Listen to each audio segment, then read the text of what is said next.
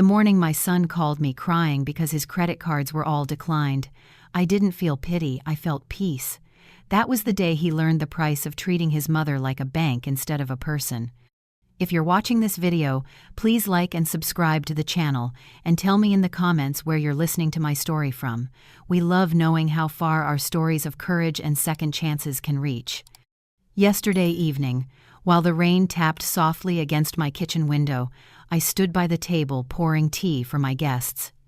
It was supposed to be an ordinary family gathering: my son Mark, his wife Emily, and a few of her friends.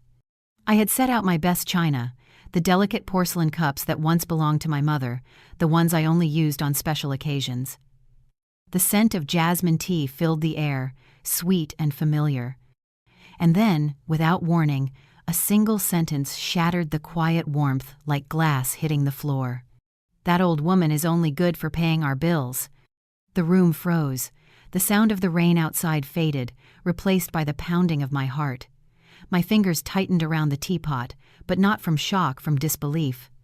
My daughter-in-law's voice was casual, light, even amused, as if she'd said something completely ordinary. The others laughed politely, unsure whether to join in.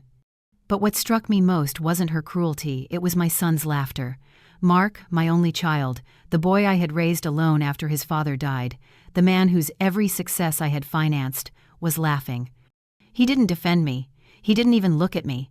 He just laughed, and in that laughter, something inside me broke quietly and completely. I remember standing there, holding the teapot mid-air, feeling the steam curl against my wrist. No one noticed me. I could have been a piece of furniture, useful, silent, invisible. For a few long seconds I watched them mock me in my own living room, surrounded by things I had bought with the money I had spent to keep their lives comfortable. Their laughter grew softer as I set the teapot down.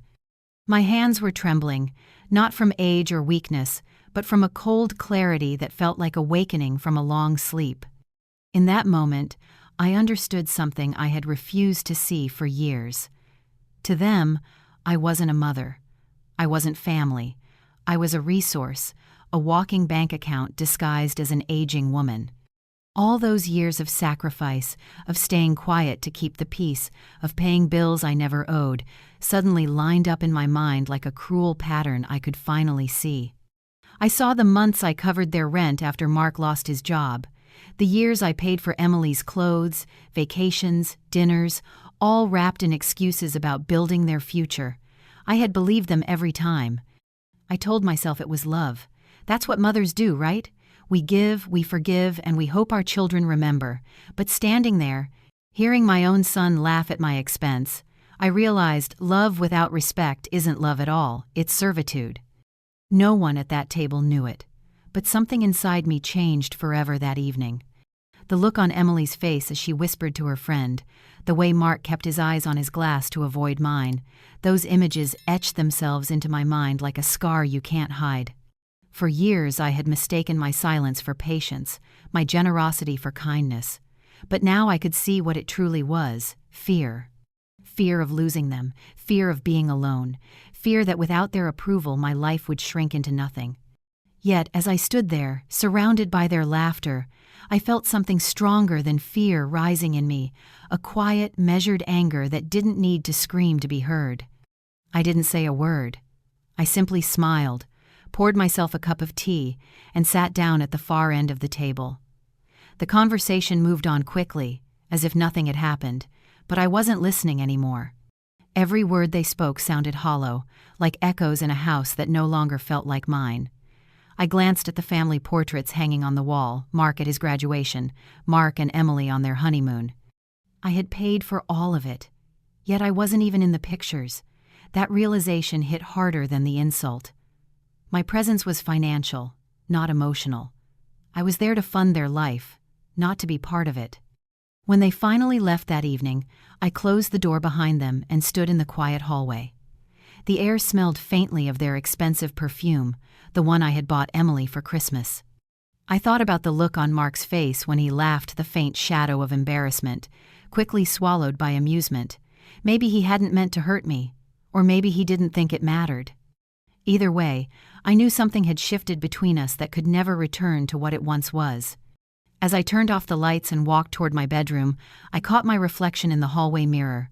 For the first time in years, I didn't see a tired widow or a doting mother. I saw a woman standing at the edge of a decision that would change everything, the kind of decision that doesn't come from impulse but from years of being taken for granted. I didn't know the details yet, but deep down, I knew the moment I poured that last cup of tea, a line had been crossed. And soon, the people who crossed it would learn what it means when a quiet woman finally stops being quiet.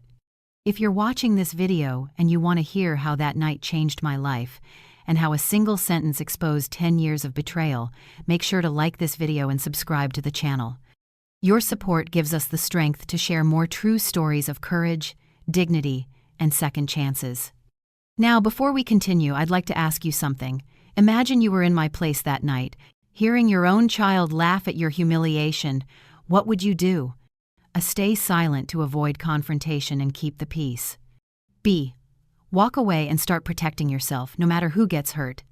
Write your answer A or B in the comments. I'd love to see what your heart tells you. That night after they left, the house felt heavier than usual. Every sound seemed louder, the clock ticking in the hallway, the hum of the refrigerator, the wind brushing against the curtains. I sat at the kitchen table long after midnight, my hands folded over the teacup I'd never finished. The bitterness in it matched the taste in my mouth. My mind wandered back through the years, tracing every sacrifice I had made for Mark and Emily, every time I had convinced myself that giving was the same as loving. I had told myself I was building their future, but the truth was, I was dismantling my own piece by piece. When Mark lost his job, he was 26. He came to me with shame in his eyes, asking for help. "Just for a few months, Mom," he'd said. "Until I get back on my feet." I paid his rent, $800 a month for 8 long months. Every check I wrote carried the weight of my husband's memory, the years we'd worked side by side, saving for a retirement that never came. When Emily joined the family, I thought my heart had grown bigger. She was polite, charming, and spoke to me like a daughter. She said she wanted to look professional for job interviews, so I offered to help. $3,000 later, her wardrobe was full, and my faith in her seemed justified. Then came the Hawaii trip. They called it a much-needed vacation after so much stress. I remember laughing softly on the phone when they invited me to see the pictures after they returned. The photos arrived a week later, Emily in sunglasses, Mark holding her hand against the golden horizon. They both looked radiant. And me? I was at home, eating leftover soup, staring at the same faded wallpaper that had watched over my sacrifices for decades. They had never even thought to invite me. When I hinted once, Mark said gently, "It's a romantic trip, Mom. You understand, right?" And I did. Or at least, I thought I did. Over the years, I became fluent in their language of excuses. "It's temporary. It's for the family. You're the only one we can count on." I used to wear those words like medals of honor, thinking they proved my worth. Every time they came to me with a new need, I told myself, it's what mothers do. But mothers are not banks. Love should never come with interest rates. Still, I kept paying the credit card bills, the furniture installments, the insurance fees. When Emily's birthday came around, I always gave her something special. When they moved into a bigger apartment, I paid for the deposit. They said it was an investment in the next chapter of their lives. It was, but not for mine. Then, 3 months ago, Emily mentioned she wanted a safer car. "The one we have is getting too old, Margaret," she said sweetly, using that tone she saved for moments when she wanted something expensive. "Besides, we might start a family soon." The way she said it made it sound like a noble cause, like I'd be doing it for the children we all wanted to meet someday. $15,000 later, they had a new car. They didn't take me for a drive in it. They didn't even thank me properly. They simply sent a text, "Appreciate your help as always." The words were so practiced, they might as well have been automated. For 10 years, I financed their dreams while my own faded quietly into the background. I stopped traveling. I stopped buying new clothes. Even small pleasures like lunch at a nice cafe or replacing my worn-out shoes felt like selfish luxuries. I kept reminding myself that one day, when they were settled, they would repay not just the money but the kindness. I imagined Mark taking me to dinner, telling me I was the reason they succeeded. I imagined Emily holding my hand, saying, "We couldn't have done it without you." But those words never came. Instead, they came with more bills, more needs, more reasons why my savings had to stretch just a little further. There's a strange kind of blindness that comes with love. You don't see the line you're crossing until it's far behind you. I remember one night, about a year ago, when my bank balance dropped below what I considered safe. I told Mark I couldn't keep paying his expenses. He looked hurt, genuinely hurt, as if I had betrayed him. "Mom, I thought you wanted to help us." The guilt in his voice was a blade. Within minutes, I gave in. I called the bank the next morning to transfer more funds. That day, I learned that guilt was their most powerful currency. Looking back, I realize how I let small humiliations pile up until they became normal. The way Emily corrected me in front of her friends. The way Mark rolled his eyes when I offered advice. The way they spoke about me like I wasn't in the room. At first, I excused it. "They're young," I said. "They'll grow out of it." But they didn't grow up, they grew comfortable. Comfortable with my sacrifices, comfortable with my silence. It's easy for people to think exploitation begins with shouting, manipulation, or cruelty, but it doesn't. It begins with gratitude that fades too quickly, with dependence that feels flattering at first. It begins with small favors that become expectations, and before you realize it, you're no longer helping, you're maintaining. You're financing a lifestyle that doesn't include you. That's the truth I faced after Emily's cruel remark at the dinner table. It wasn't just about that night. It was about every night before it, the quiet ones, when I stayed up calculating how to stretch my pension, how to make sure they never struggled. It was about every thank you that was really a promise of more taking. When I stood there watching them laugh, I wasn't just hearing words. I was seeing the sum of 10 years of misplaced love. People talk about breaking points as if they're sudden, but they're not. They're slow, steady drips of disappointment that one day overflow. That evening, I realized the well of my patience had finally run dry. I didn't say it out loud, but something deep inside me whispered a truth I could no longer ignore. Love that demands your destruction isn't love, it's captivity, and I was done being captive. That night, the house was wrapped in a kind of silence that didn't comfort it accused. The air itself felt heavy, as though the walls had absorbed the words that had been said and were now holding their breath. I sat in the dim light of my bedroom, my hands resting in my lap, feeling the weight of years pressing down on me. It was the kind of quiet that doesn't bring peace, but clarity. Somewhere between midnight and dawn, I stopped being the woman I had been for most of my life. I had spent years believing patience was strength, that forgiveness was the highest virtue, and that love could fix anything if I gave enough of myself. But that night, I understood how wrong I had been. Love without respect corrodes the soul. Patience without boundaries is surrender.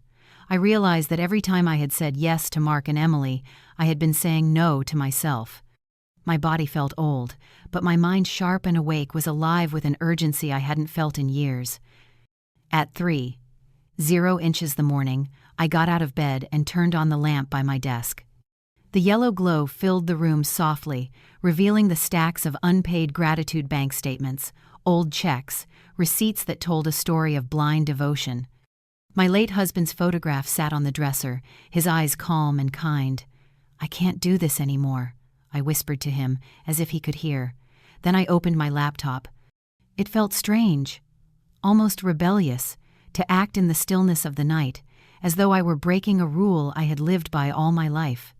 My fingers hovered over the keyboard, and I hesitated only for a moment before opening the banking page. My name glowed on the screen, a name that for years had funded someone else's life. My heartbeat quickened, not from fear but from something I hadn't felt in years: power. The first thing I did was cancel every additional card tied to my accounts. Each click was like cutting a thread that had been strangling me. Card ending in 0243 cancel. Card ending in 8897 cancel. I whispered the numbers out loud as if I were performing a ritual of release. When I reached the 5th card, a small smile crept across my face. I didn't realize I had been holding my breath until I exhaled, long and deep. Next, I closed the shared savings account, the one I had foolishly created for emergencies. That account had never seen a real emergency, only fancy dinners, shopping sprees, and vacations I wasn't invited to. I transferred the remaining balance to my private account, the one they didn't know existed. My fingers trembled slightly, not from hesitation but from the rush of doing something purely for myself. I changed every password one by one, replacing them with words that meant something only to me. Not birthdays, not anniversaries, not family names. Just words of strength, reminders of a woman reclaiming her place in her own life. When I finished, I leaned back in the chair. The clock on the wall read 5:48 a.m. Dawn was beginning to soften the edges of the window frame. Outside, the first light of morning touched the garden where I had planted roses years ago, the same roses Emily used to cut and take home without asking. I stared at them, thinking how much they had in common with me. Trimmed, taken, and expected to bloom again. But that morning, the roses were mine alone. I brewed coffee, the aroma spreading through the house like a quiet victory. I sat in the kitchen, the cup warm between my palms, listening to the world wake up outside. It was the first time in years I wasn't anxious about a phone call, a bill, or a favor waiting to be asked. I wasn't thinking about anyone else's comfort. For once, my peace didn't feel like selfishness, it felt like justice. There's a strange serenity that comes after a decision you can't undo. I knew there would be consequences. The phone would ring, there would be shouting, pleading, guilt, and perhaps even threats. But none of that scared me anymore. What terrified me was the idea of staying the same, of continuing to live as an accessory in someone else's life. The fear of confrontation had kept me quiet for years, but that night I learned there's a greater fear, the fear of disappearing completely inside your own kindness. When the sun began to rise, I opened the curtains and watched as light poured into the room. Dust particles floated in the air, shimmering like tiny embers. The house felt different, lighter, freer. Every sound seemed sharper, as though the world itself was acknowledging the shift within me. I had crossed a threshold, invisible but irreversible.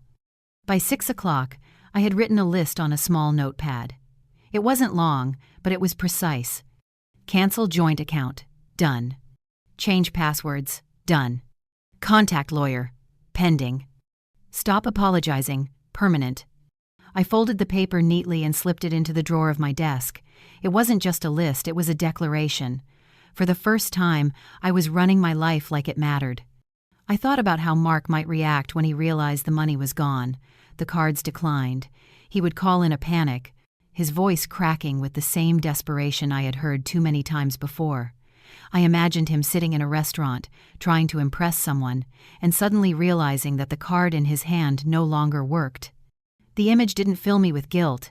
It filled me with a strange, calm satisfaction. When I finished my second cup of coffee, I walked through the house, touching the things that were truly mine.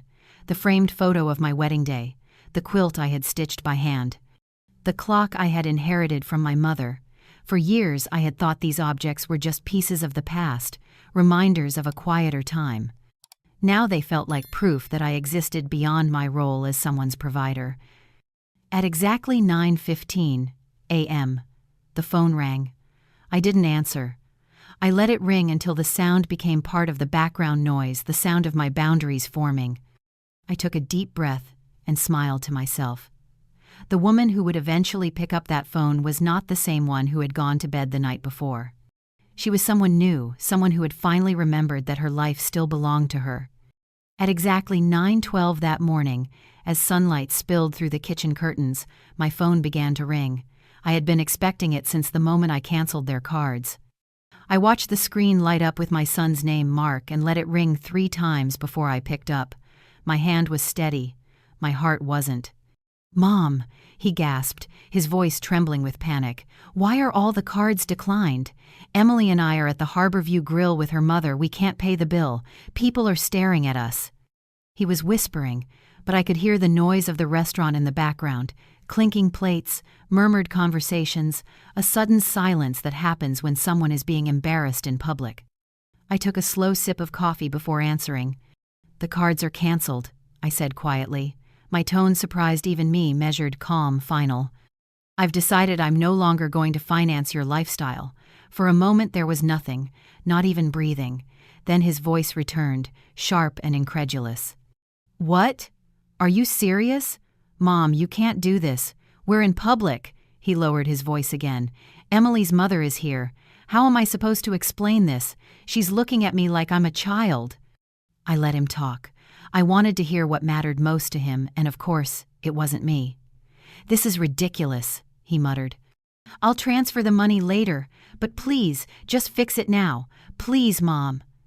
There was a small pause. Then I said, "What's ridiculous, Mark, is hearing you laugh last night when your wife said I was only good for paying your bills. What's ridiculous is realizing that for 10 years, I've been treated like a credit line instead of a mother." I could hear his breath catch, the slight panic of a man realizing the script has changed. "Mom, please," he said. "Let's not do this over the phone. We can talk later. Just reactivate the cards for today, and I promise we'll figure things out." I closed my eyes. I could almost picture him there, his cheeks flushed with embarrassment, Emily whispering angry questions beside him, the waiter hovering uncomfortably. "No, Mark," I said. "No more promises. For 10 years, I've heard the same line just this once. I think you've had enough answers." There was a longer silence, one that carried the weight of disbelief. I could hear the tension on the other end, voices in the background, Emily's sharp tone, her mother's disapproving sighs, the soft murmur of people who always notice other people's humiliation. "Mom," he said finally, his voice rising with frustration, "this isn't like you. You've never been cruel." The word struck me like a stone, but I didn't flinch. "Cruel?" I repeated. "Cruel was laughing while your wife mocked me in my own home. Cruel was spending my savings on your vacations while I ate soup alone. Cruel was pretending that I didn't matter as long as the bills got paid. I think you've confused cruelty with consequence." He didn't answer. I could hear Emily in the background, her tone sharp and urgent. "What's going on? Why won't she fix it?" Mark muttered something I couldn't make out. Then he said, "Mom, please, we can't just leave without paying. The waiter's already brought the check. People are looking." I almost smiled. The irony was too rich.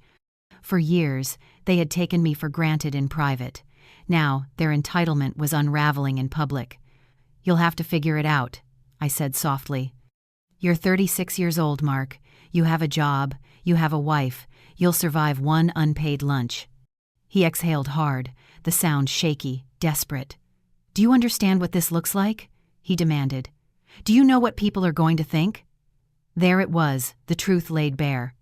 His panic wasn't about the money. It was about image, about pride. I felt something tighten and then release inside me. "Yes," I said. "I know exactly what it looks like. It looks like a mother finally stopping the lie she's been living."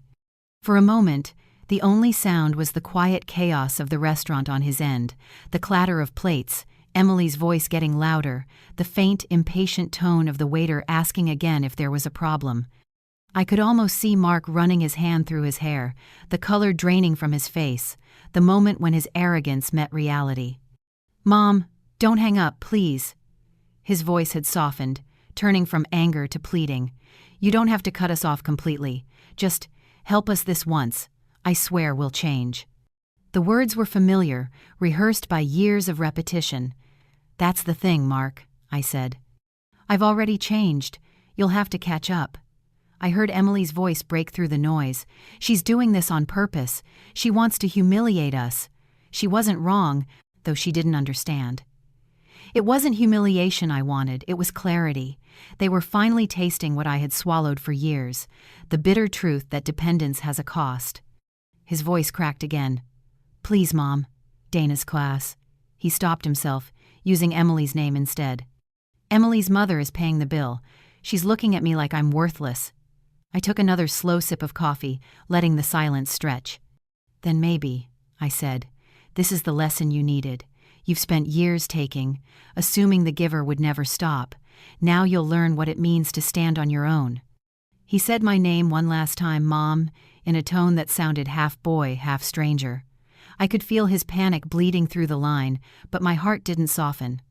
There was no hate in me, only a calm certainty that this was necessary. "You'll figure it out," I said. "You always do when I'm not there to fix it." And then, gently but firmly, I ended the call. For a long time, I sat there, the phone still in my hand, the quiet hum of the house surrounding me like a protective shell. I thought I might cry, but I didn't. Instead, I felt something different, something electric, almost exhilarating. I had finally broken the spell that had bound me to their expectations. Outside, the world went on as usual, the neighbor's dog barking, the wind brushing the trees, the morning light brightening the kitchen. Inside, everything had changed. The sound of the phone still echoed faintly in my ears, but it no longer carried the weight of guilt. It was the sound of freedom arriving exactly on time.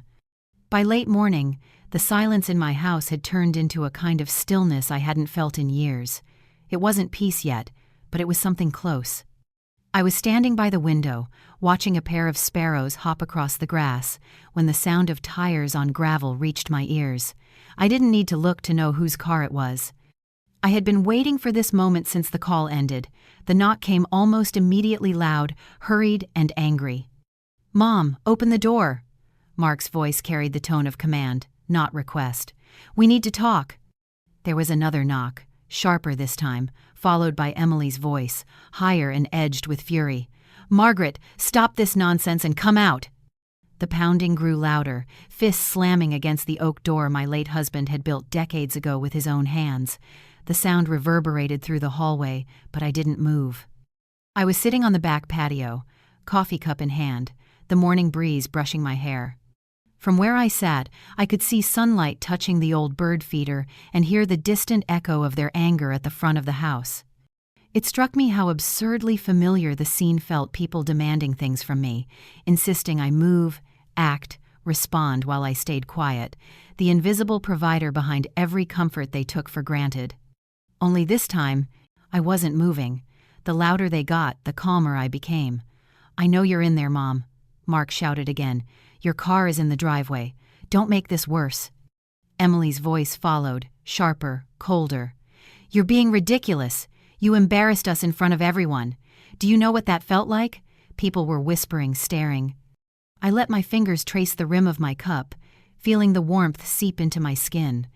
I thought about how many mornings I had spent making coffee for them when they visited, how I used to jump up at the first sound of their footsteps, rushing to make sure everything was perfect.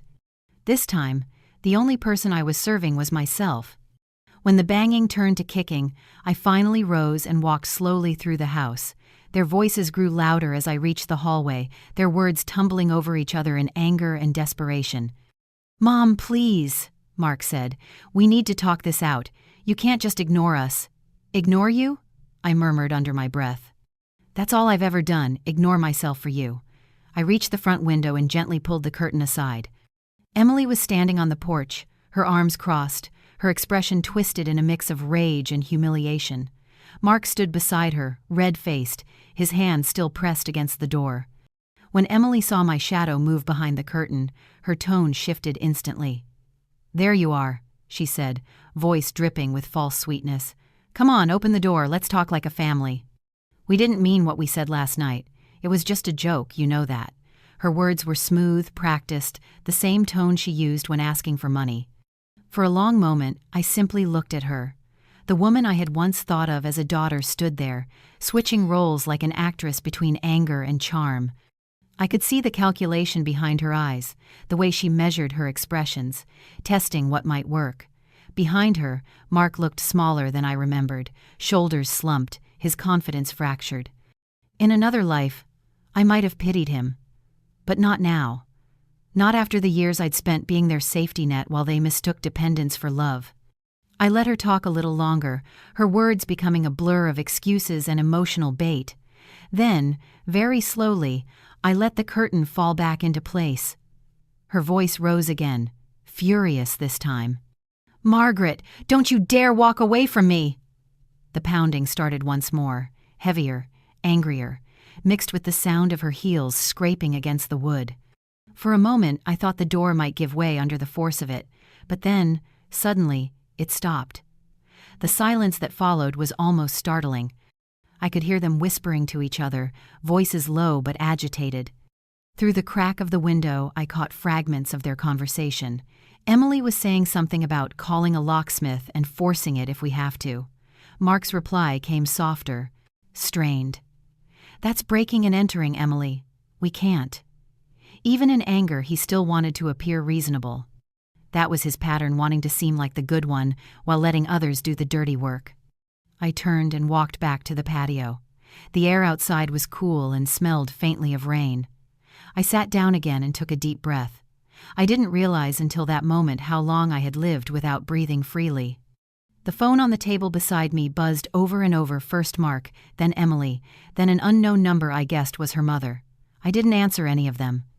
Every vibration felt like a test of will, and each one I ignored made me stronger. After a while, their shouting faded, replaced by the distant sound of the car engine starting.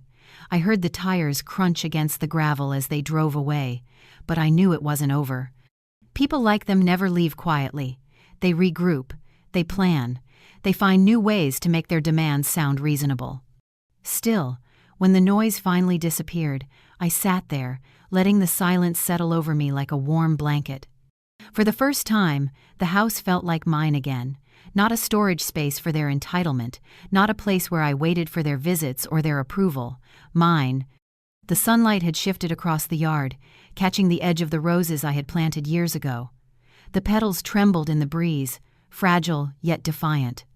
I thought of how many times I had opened that front door to them without hesitation, how many times I had allowed their presence to fill my space, their needs to overtake my peace.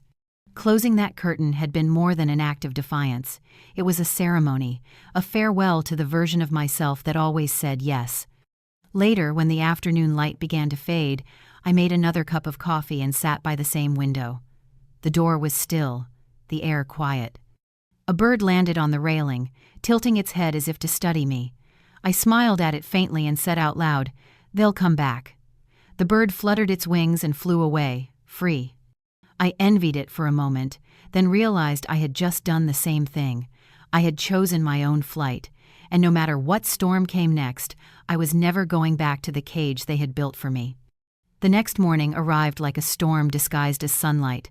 I had barely finished my breakfast when the phone began ringing again, first Mark, then Emily, then numbers I didn't recognize.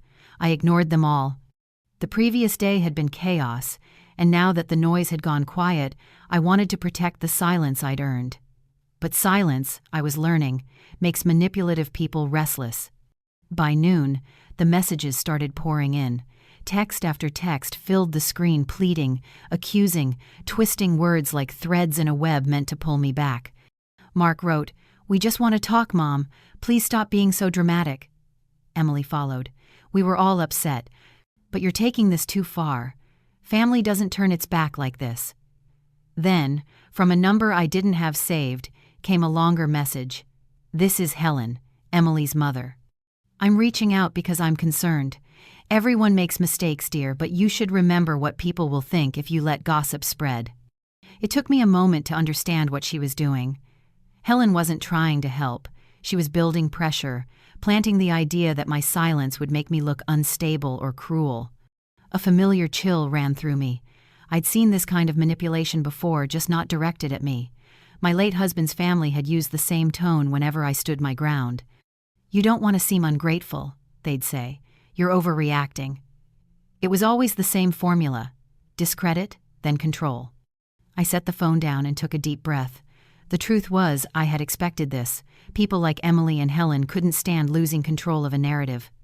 They needed to paint me as unreasonable so they could keep believing they were kind. Still, reading those words stung more than I wanted to admit.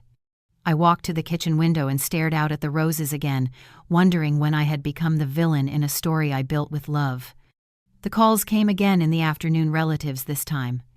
My sister-in-law, my cousin, even a friend from church who had clearly been told a version of events where I was the one who'd gone crazy. "Mark says you've been distant," one of them murmured gently. "You should talk to him, dear. He's worried about you."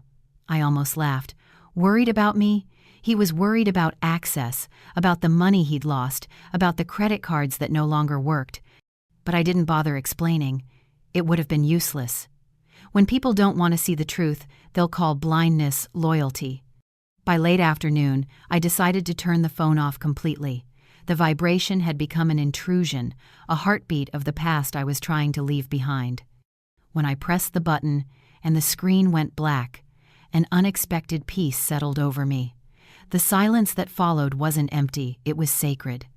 I made tea and sat on the back porch, watching the sky shift from blue to gray.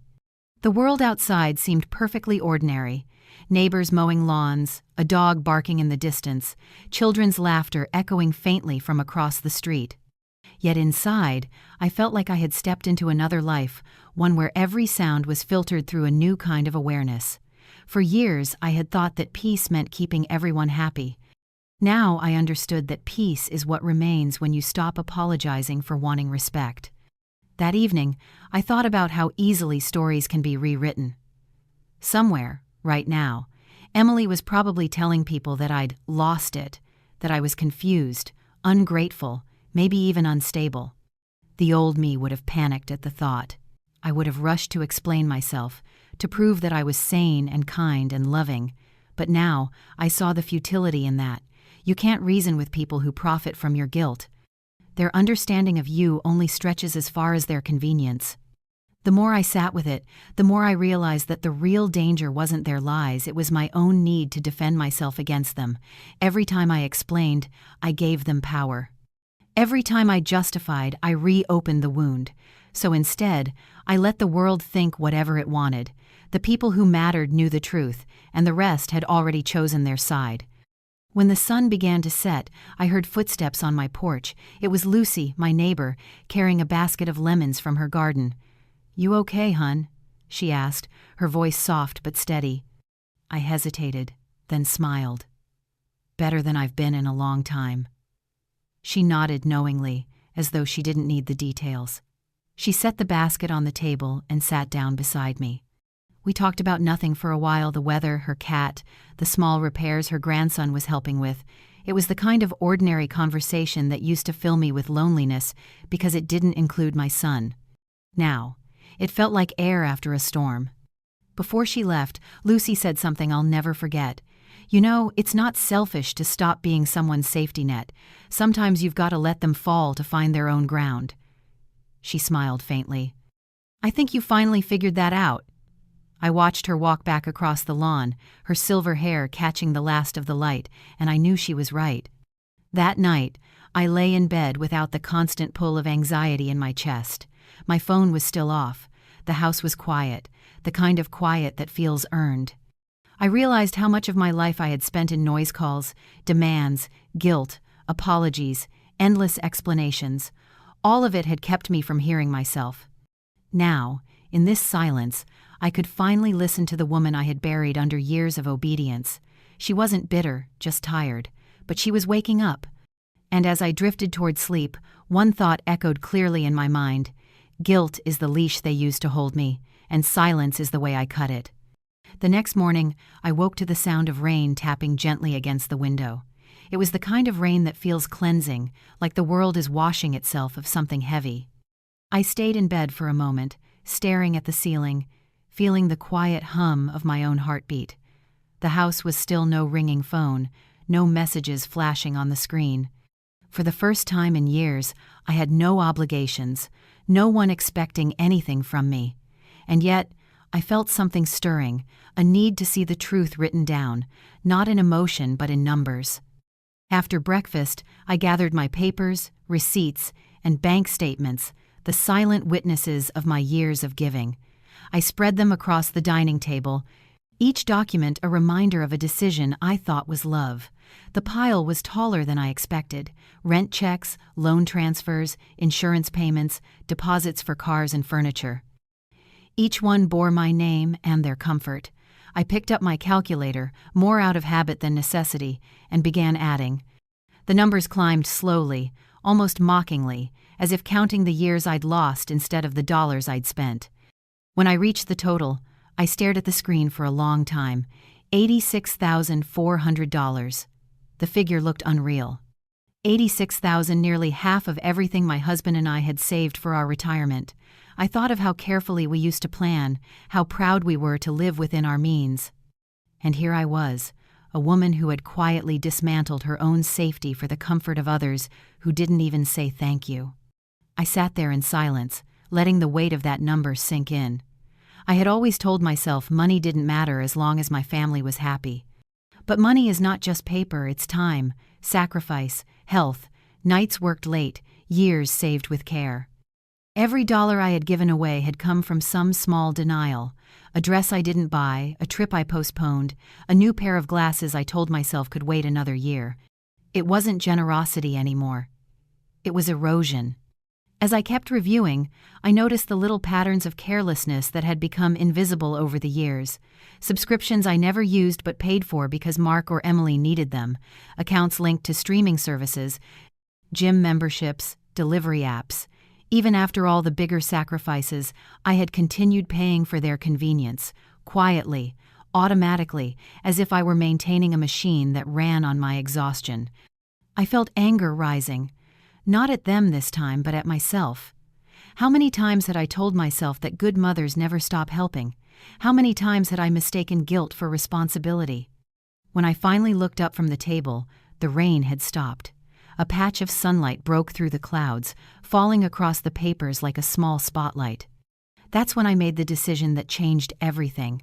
I would not only stop giving, I would reclaim control of what was mine, not out of vengeance, but out of self-respect.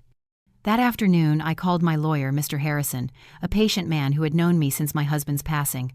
I need to update my will, I told him. He hesitated for a moment, perhaps surprised by the firmness in my tone. Of course, he said. Would you like to schedule a meeting this week? Today, I replied. If possible. There was something liberating about the immediacy of it, about not waiting for the right time. The right time had already passed years ago. 2 hours later, I was sitting in his office, watching him arrange papers neatly on his desk. He looked up from his notes. Do you want to make major changes? He asked. Yes, I said. I want to make them meaningful. I explained everything, the years of support, the humiliation, the realization that my kindness had been mistaken for obligation. He listened without interruption, occasionally nodding, his pen motionless in his hand. When I finished, he leaned back slightly and said, You're doing the right thing, Margaret. It's not about revenge. It's about protecting your dignity. I told him exactly what I wanted. Half of my estate would go to charities supporting senior women facing financial abuse. 30% would go to my sister Claire, who had lived her life with quiet independence. And the remaining 20% would go to Mark, but only under one condition. He had to demonstrate a full year of financial stability without my help. If he failed, that portion would also go to charity. When I signed the papers, I felt an almost physical release. It was as if invisible chains had been unlocked one by one. Harrison gave me a copy of the updated documents and said softly, This isn't just a legal act. It's a declaration of self-worth. I nodded, unable to find words. As I walked out of his office, the sun was breaking fully through the clouds, glinting off the rain-slick pavement. The air smelled new. Back home, I placed the folder carefully in my desk drawer. The papers didn't just represent assets, they represented boundaries, clarity, justice. I sat by the window again, watching the late light touch the roses outside. They swayed gently, their petals still wet from the rain, glimmering like fragile proof of resilience. For years I had given everything to help others bloom while I withered quietly in the shade. Now it was my turn to grow again. That evening, I made myself a simple dinner, just soup and bread, and ate in silence. But it wasn't the silence of loneliness this time. It was the silence of contentment, of control. Every decision I had made that day had been for me. I realized I didn't need anyone's approval to feel alive. I had been waiting for my son's gratitude, my daughter-in-law's respect, society's validation that I had been a good mother, a good woman. But those things were mirages, always vanishing when I reached for them. True peace, I discovered, comes only when you stop negotiating your worth. Before I went to bed, I stood at the window once more, looking out at the quiet street. A thought crossed my mind, not bitter but clear. They would be angry when they found out. They might call me selfish, cold, or ungrateful. Let them. For the first time in my life, I had nothing to hide, nothing to justify, and nothing left to lose. And as the night settled over the house, I felt an unfamiliar calm like the quiet right before dawn, when everything has the potential to begin again. The following morning, the light in my kitchen felt different, brighter, sharper, almost intrusive, as though the world itself wanted to see what I would do next. I poured myself a cup of coffee and stared at the folder on the table, the one containing the newly signed will. It looked small, but it carried the weight of every decision I had avoided for a decade. It was time to fortify those decisions, to turn emotional resolve into legal certainty. I called the bank and requested a meeting. At the branch, the same young manager who had handled my accounts for years greeted me with his polished smile. "Good morning, Mrs. Lewis," he said. "How can I help you today?" I had known him since he was a new teller, bright, polite, confident in the way people are when they still believe fairness is a given. I looked at him and said, "I need to secure my accounts. Completely." His smile faltered slightly. "Completely?" I nodded. "No shared access, no secondary authorizations, no joint accounts. I want to close the old savings account and transfer everything into one that only I can reach." He hesitated, tapping at the keyboard. "Of course, we can do that for you. May I ask, are you sure you want to remove your son's access?" He's been authorized on these accounts for some time. The question wasn't judgmental, just procedural, but it still made something twist inside me. "Yes," I said quietly, "especially my son." While he entered the changes, I watched the reflection of myself in the glass partition, an older woman sitting upright, hands steady, eyes calm. For the first time in years, I didn't see guilt in that reflection. I saw someone claiming what she had earned. When the manager printed the documents, he said gently, "It's wise to keep things in your name. Financial independence is the best protection." I smiled faintly. "Not just protection," I said. "Freedom." After the bank, I went straight to my lawyer's office. Mr. Harrison greeted me with his usual courtesy, but I could tell he sensed a new firmness in me. "I'm not finished yet," I said. "I need to take an additional step." I explained what had happened, the calls, the visits, the way Helen had begun calling relatives to question my stability. He listened carefully, his pen still, his expression unreadable. When I finished, he said, "This is unfortunately common. Families often turn to manipulation when they lose control. We'll handle it properly." He drafted a power of attorney safeguard, a clause that would prevent anyone from declaring me incompetent or taking control of my assets without medical proof from two independent professionals. "Let them try," I said quietly. "I've already lived through worse battles than this." He handed me the documents to sign, then paused. "Margaret," he said, his voice almost gentle, "I've been doing this for 30 years. Most people come to me too late. You didn't. That's bravery, not anger." The next day, my prediction came true. Around noon, there was a knock on my door. When I opened it, Helen stood there, her face carefully arranged into concern. "Margaret," she began, her tone smooth as glass, "I came to talk, woman to woman. Things have gone too far." I stepped aside but didn't invite her in.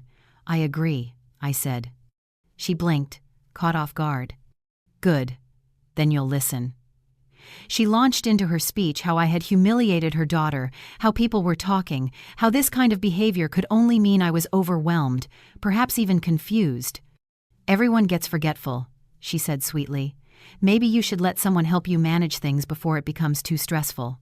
Her words were practiced, rehearsed, delivered with that syrupy tone manipulators use when they think you're still soft enough to mold, but I wasn't. I let her talk until her voice began to sound like distant static, then said evenly, "You can stop pretending you're worried about me. You're worried about money. And you can tell your daughter that if she tries to play doctor or lawyer again, I'll have both professionals and police involved." Helen's eyes hardened. "You're making a mistake," she said sharply. "When people see how you're treating family, they'll think you're not well." I smiled. "Then they'll have to take it up with my physician. I had an evaluation yesterday." I handed her the paper I had prepared, a signed report from Dr. Moore, a neurologist. stating that I was of sound mind and perfectly capable of managing my affairs. "You can add that to the gossip," I said. She stood there for a long moment, her face twisting between anger and disbelief, before she turned on her heel and left. As I watched her drive away, I realized that the battle had shifted. I was no longer defending myself, I was defining myself. They could twist stories, call me cold or confused, but facts have a way of outlasting lies. That evening, Mr. Harrison called to confirm that everything was legally sealed. "They won't be able to touch your finances or challenge your competence without substantial evidence," he said. "If they try, it will backfire." I thanked him, and after hanging up, I sat quietly by the window. The air outside was warm, the sky turning a deep rose. For the first time in months, I felt safe not because others were protecting me, but because I had learned to protect myself. Later that night, I opened my journal and began to write, something I hadn't done in years. My handwriting was slower now, but steady. I wrote about how easily love can blur into control, how the kindest hearts are often the easiest to use. I wrote about my husband and how he would have been proud of me for standing firm. And I wrote one final line before closing the notebook. "You cannot be both the giver and the shield. At some point, you must choose." The next morning, when I looked at my reflection, I barely recognized the woman staring back. The lines of worry had softened, replaced by something steadier: determination. I brewed my coffee, stepped outside, and stood barefoot on the porch, the cool boards grounding me. For years, I had feared what would happen if I stopped giving. Now I knew. Nothing collapsed. The world didn't end. The only thing that fell away was illusion. And underneath it, I found myself whole, capable, and finally free from the debt of being too kind. 3 days passed in quiet. The storm I had expected never truly came, just scattered messages, half-hearted apologies, and a silence that felt more like retreat than peace. I filled those days with ordinary things: watering the plants, walking to the market, cooking meals I hadn't taken time to savor in years. It was strange how living simply could feel like rebellion. For the first time in so long, my days belonged to me. But on the 4th morning, just as I finished folding laundry, there was a knock at the door. It wasn't harsh, not like the pounding from that first day. It was hesitant, almost pleading. When I opened it, Mark stood there alone. He looked smaller somehow, as though the arrogance had drained out of him. His shirt was wrinkled, eyes rimmed red, and his hands fidgeted in a way I didn't remember. "Mom," he said softly, "can I come in? Just for a few minutes." I hesitated, then stepped aside. He walked in, not with the swagger I had grown used to, but with the posture of a man carrying invisible weights. The silence between us was heavy at first. He glanced around the living room, as if the furniture could offer him courage. "It's strange being here again," he murmured. "Feels different." I wanted to tell him it was different because I was different, but I stayed quiet. He finally met my eyes. "I came without Emily. She doesn't know I'm here. I needed to talk to you without her." His voice cracked slightly, and for the first time in a long time, I didn't hear entitlement in it, only exhaustion. He sat down, his elbows resting on his knees. "Mom," he began, "the car insurance is due tomorrow, and I don't have the money." I almost smiled, not out of mockery, but out of recognition. The old pattern trying to resurrect itself, but this time I didn't rush to fix it. "How much?" I asked quietly. $250, he said. "And how much do you make a month?" "About $3,500. "Then it's not that you don't have money, Mark," I said gently. "It's that you don't know how to use it." He looked up, startled, as if no one had ever put it so plainly. "You don't understand," he said quickly. "There's rent, groceries, bills.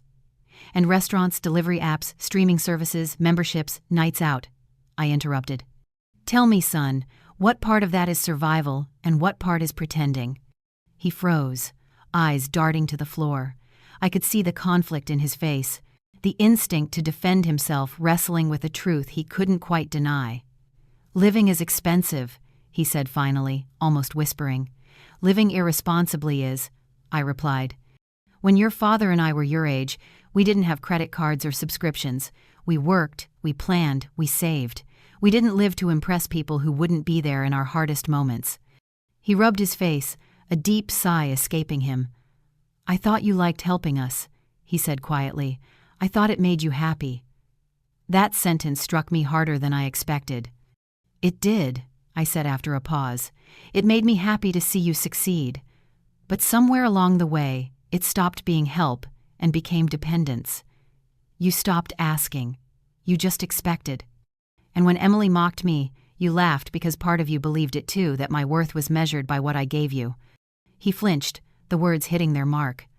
"Mom, I'm sorry," he said, voice trembling. "I didn't know how much I was taking. I didn't realize." He stopped, struggling to find words.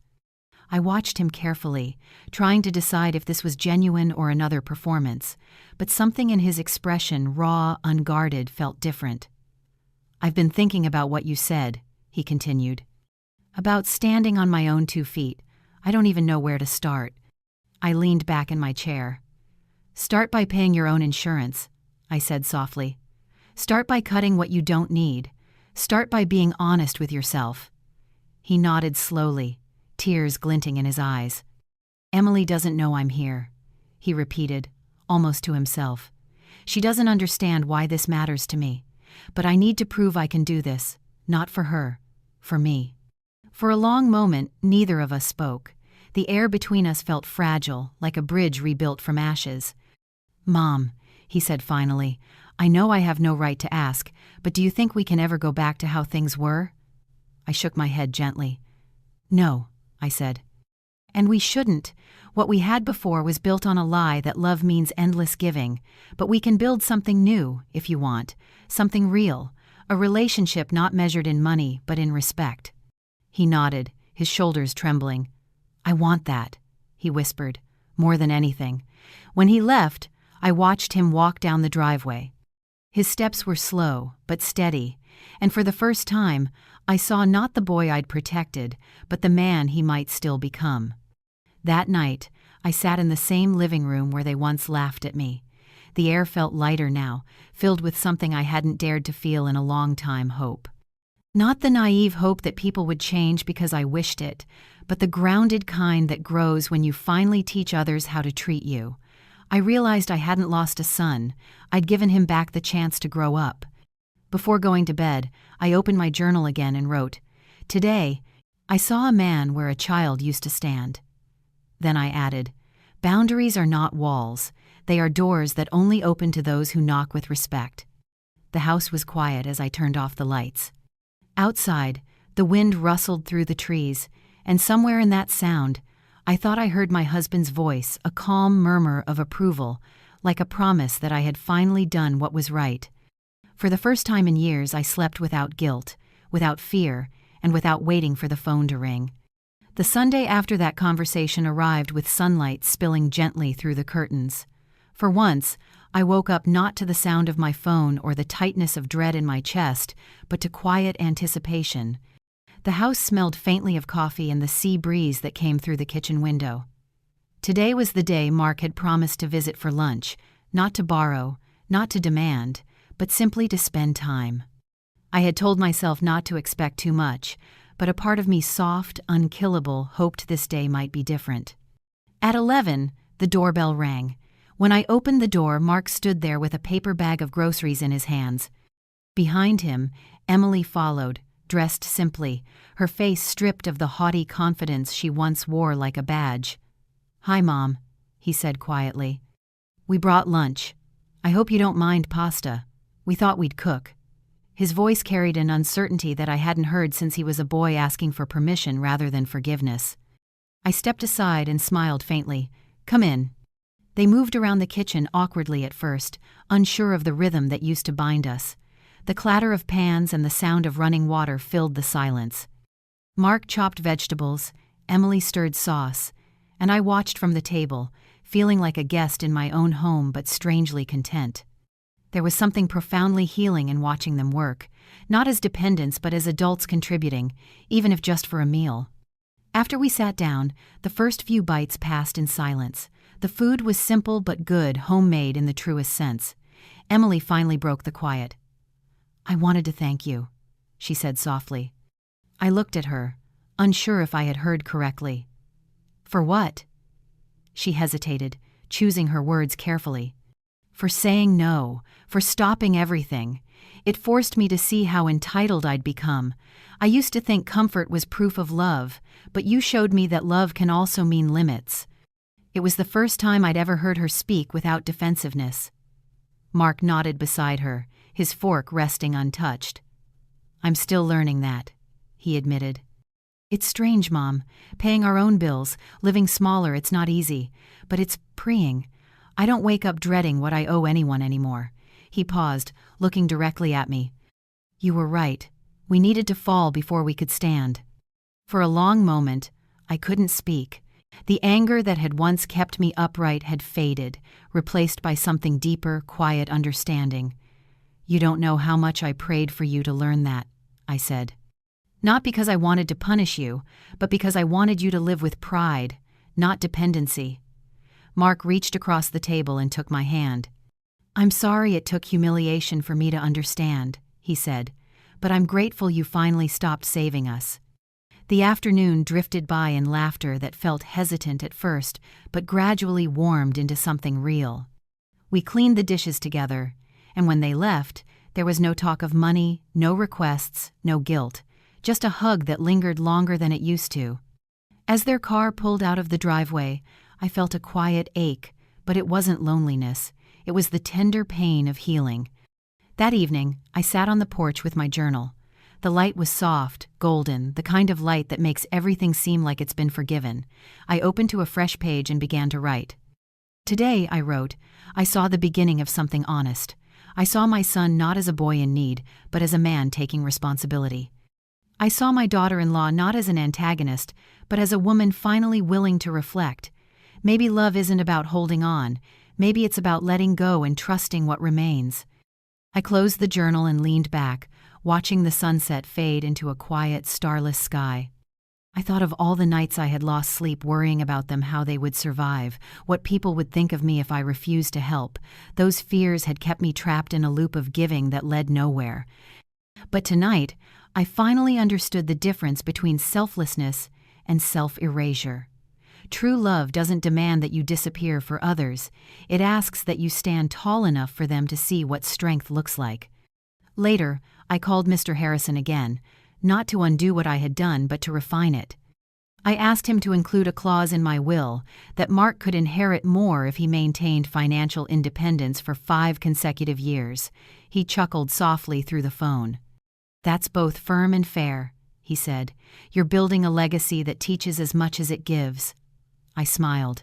That's the only kind worth leaving. When I hung up, I walked through my home, turning off the lights one by one.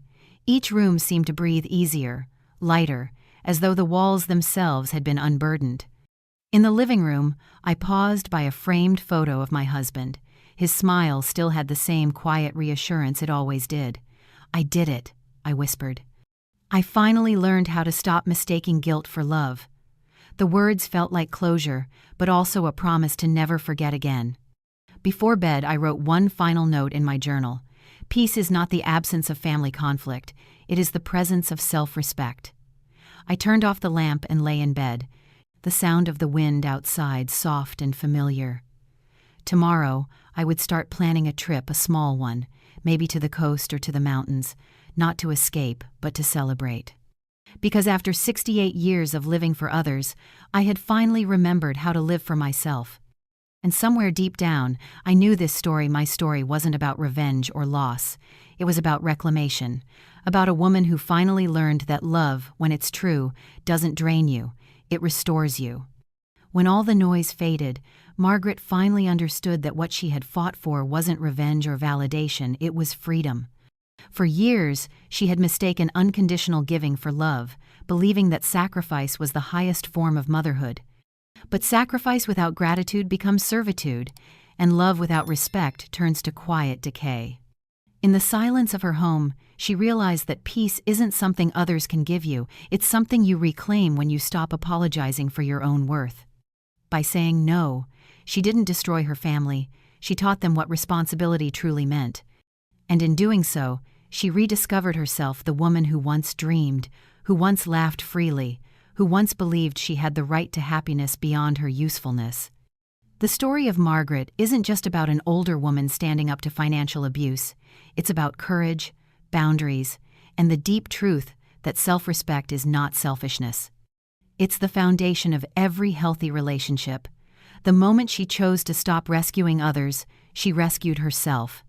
And as her son learned to stand on his own, she realized that tough love is still love. It's just the kind that helps people grow instead of keeping them dependent. In the end, the victory wasn't in money saved or control regained. It was in dignity restored, in the calm mornings where she could breathe without fear of the next request, and in the joy of knowing that her love, at last, was balanced with respect. Kindness must have boundaries, or it turns into weakness. In a world where so many people give until they're empty, Margaret's story reminds us that protecting your peace is not cruelty, it's wisdom. When you set clear limits, you don't lose love. You give it a chance to mature. So if you've ever felt guilty for saying no, remember this: every act of self-respect teaches others how to treat you, and sometimes that's the greatest gift you can give. Now, I'd love to hear from you. Do you believe that saying no can be an act of love? Please share your thoughts in the comments below so we can all learn from one another's perspectives. And if this story touched your heart, don't forget to like the video and subscribe to our channel. Your support means the world to us and keeps us motivated to bring you more stories of courage, healing, and second chances.